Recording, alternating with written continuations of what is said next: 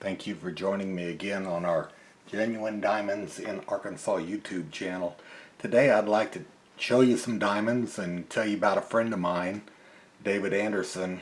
He found this diamond you're looking at is a very special, flawless, pure, lovely, well-shaped diamond. He first visited the Crater of Diamonds from Kent, Michigan in 2007.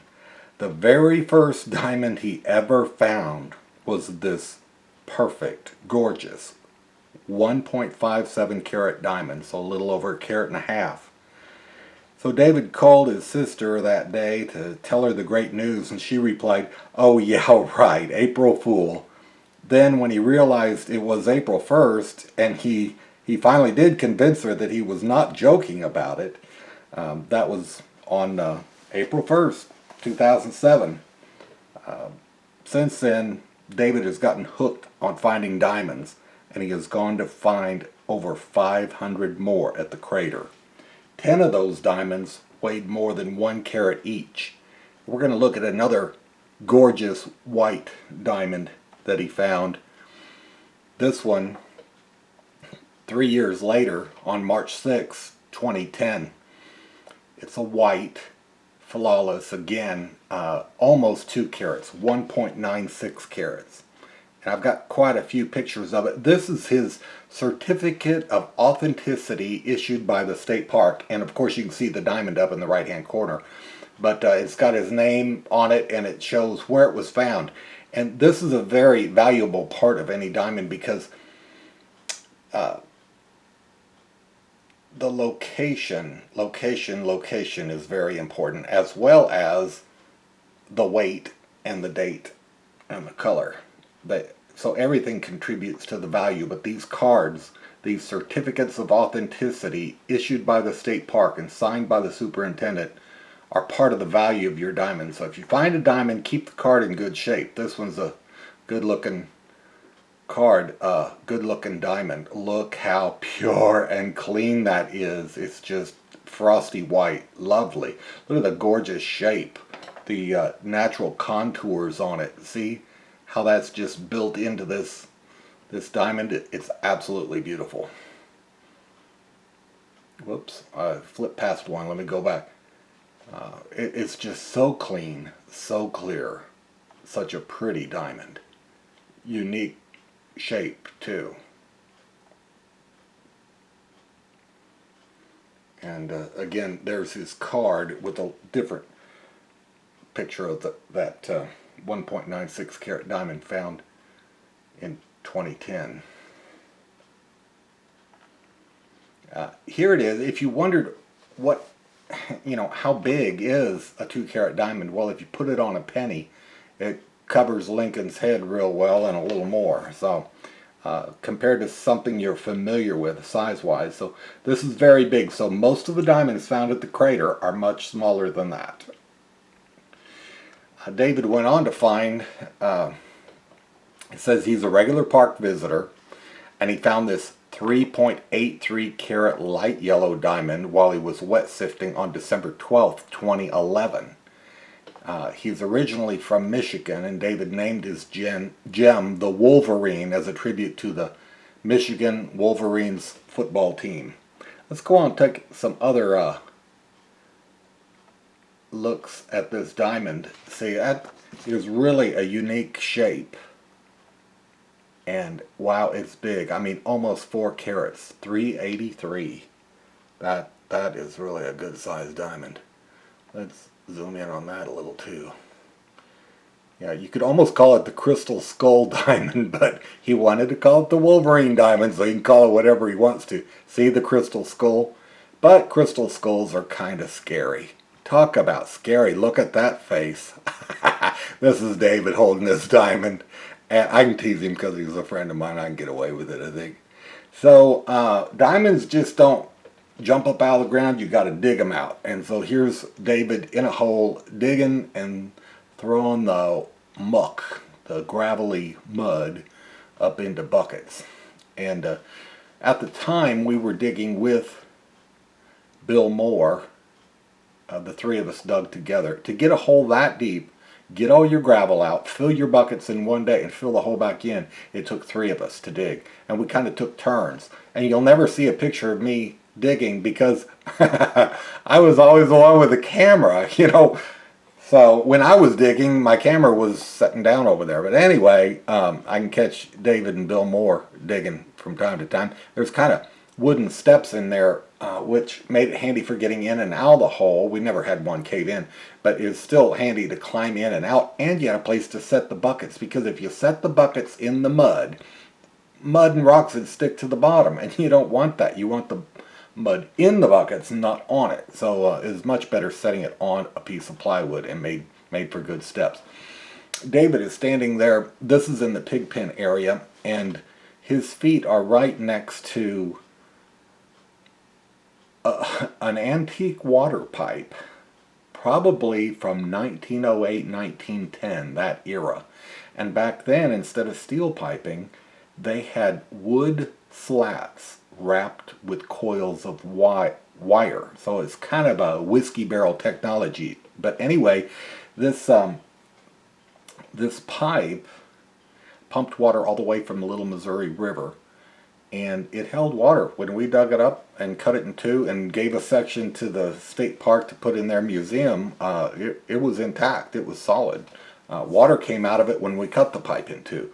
The interesting thing about this pipe is I found my biggest diamond under there, a 2.14 carat brown I found under that pipe. But you can see in the pig pen area there was a couple of feet of green lamperite and then a couple of feet of black mud, and then you got to the muddy gravel, and my 2.14 carat brown rice diamond was under that pipe. So here we are digging. You can see there's some depth, but that's what it takes. It takes 3 guys digging together to get that deep in one day. And there's David Anderson down in the hole digging and working. And here we put a log across there, and then Bill is digging and filling the bucket with gravel, and David has a hook and a handle on that bucket so that he can lift it out of there. See, one of the problems, not just filling the buckets from a deep hole, you got to get those buckets out of that hole. So it's really good to have somebody at the edge to pull those buckets out and then give you a fresh bucket when you're ready to fill it. So my point is, it takes a lot of empty buckets, and then you got to fill them, and it takes a lot of digging and a lot of work.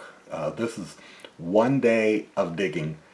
I think there's 96 buckets here. If you count real quick, you can catch me in a lie, but I think we dug 96 buckets that day and then split that between the 3 of us. So we got 32 each or something like that. So that's how 3 guys working together split the gravel. You dig the hole, you fill all the buckets, and everybody gets a third of them to wash. And hopefully the diamond's in your bucket, you know. So we did real well digging together. I did find the biggest diamond of our time digging together, the 2.14 brown, but David found the 196 white, so very close in size. And the other guys found more diamonds than I did, and I found the biggest. But there David is digging again, pig pen area. Another day he's digging. There's another section of the pipe that we dug up. When I was there in 1978, I saw men digging under this antique pipe, and that's what I knew. That's how I recognized it when I saw it, and that's where I knew it was, because they had dug on both sides of the road and found diamonds under the pipe back in '78, but nobody dug up where the road was. So then when we dug together in 2010, nobody was using that road, so we could dig it up there in the pig pen, and we finished finding diamonds under that pipe. He's got a probe and checking for more gravel, because then you know whether you need to dig any deeper, whether you got all the gravel out of the bottom of the hole or not. So that T-handle tool he's got in his hand is a probe, and you stick it in the ground and feel for gravel. And so after digging, we want to make sure we were done with the hole before we filled it back in.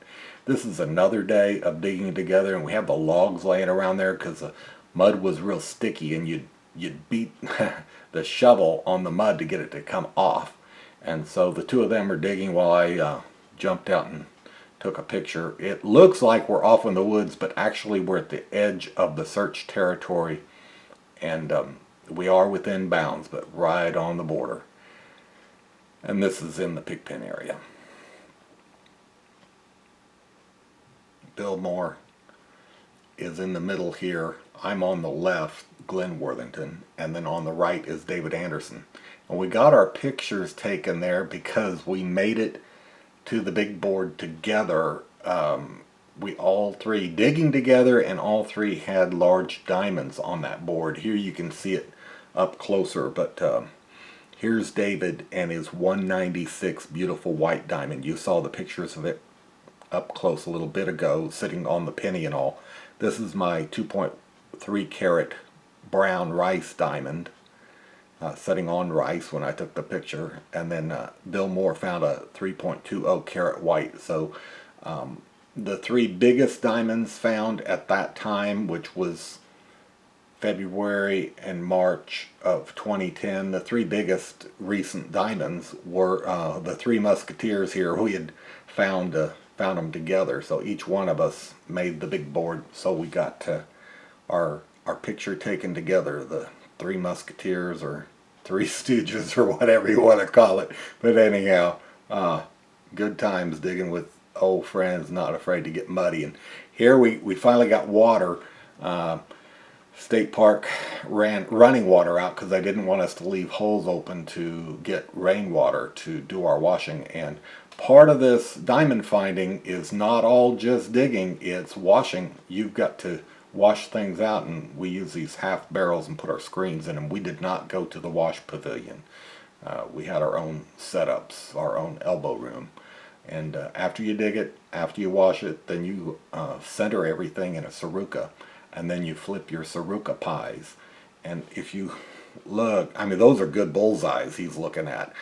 This is full of calcite and barite and other heavies in the center, probably spinel and garnet and diamond. And the coarser saruka piles are flipped here. But look how much work they've done. I don't know if you can tell, this is mounded up. This is a mound of gravel, and they would keep, you know, digging, washing, flipping sarukas, take the center out of it and take it home and look at it and leave the rest of the saruka pile there, and it built up this mound. Yeah, you can find, David's found over 500 diamonds, but he's looked through over 5 million rocks to find them. But you know, the diamonds are rare, and you got to look through a lot of stuff to find it. Here's a man who's outstanding in his field. This is David there at the east drain, the south end of the east drain.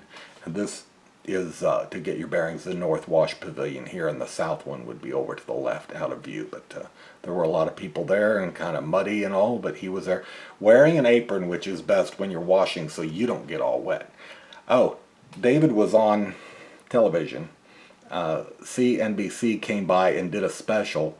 And this, I just took a picture of the television screen so you can see him on TV. He's holding his saruka. He had kind of demonstrated how you find diamonds there. It's kind of funny, the caption they put under it. They're advertising another show coming up, but it's almost like, instead of having the name David Anderson from Kent, Michigan, who found, you know, these diamonds or whatever, the caption is "Wanted in American Greed Fugitives." I just put this on to tease my friend. But anyway, he was on television. When you work and find diamonds and are successful, you can be famous and be on TV, and I'm just happy for him that he got to be on there, even if the subtitle did say "Wanted American Greed, the Fugitives." Okay. Going on. Not all diamonds he found are over a carat, although David has found 10 diamonds over a carat. The one on the left is just a little under a carat. This white is very pretty, and he had it cut, and it graded out just excellent. Well, I won't misquote, but it was a very excellent cut, near flawless, near perfect. And this yellow is a 47-point yellow, and absolutely gorgeous the way it is. Of course, you'd never want to cut it. So let me just kind of zoom in on that yellow a little more. Wowzer, wowzer, wowzer. Those really pop out at you. So I don't have a lot of his smaller diamonds. Oh, besides diamonds, we found other things together at the crater. When Bill and David and I were digging, we got into one area in the pig pen where there was a lot of this, and you think, what is that ugly gray stuff? Well, it's very heavy, very dense. These are barite, kind of like barite rose, but I almost called them like barite walnuts. These are just an odd looking, that almost looks like a walnut, but anyway, these are heavy, and I put a quarter on there for size comparison so you can see.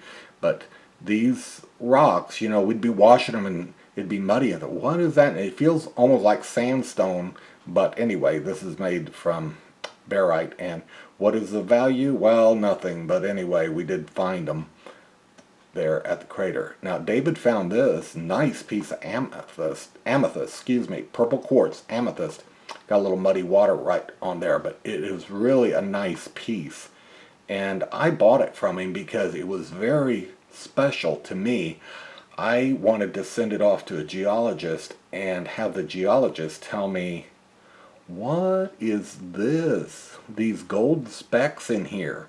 Now, I know from studying gold mining and things that gold is found in white quartz, like milky quartz.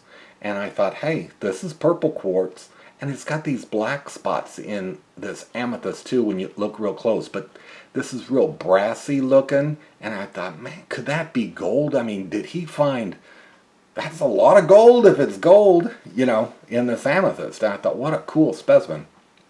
So I sent it to a geology department at Arkansas Tech in Russellville, and they looked at it, studied it under microscope, and said it is bow tie goethite.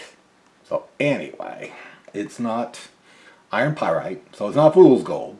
Although I was fooled by it, I wasn't positive it was gold. I was just thinking, what if? You know, wouldn't that be cool?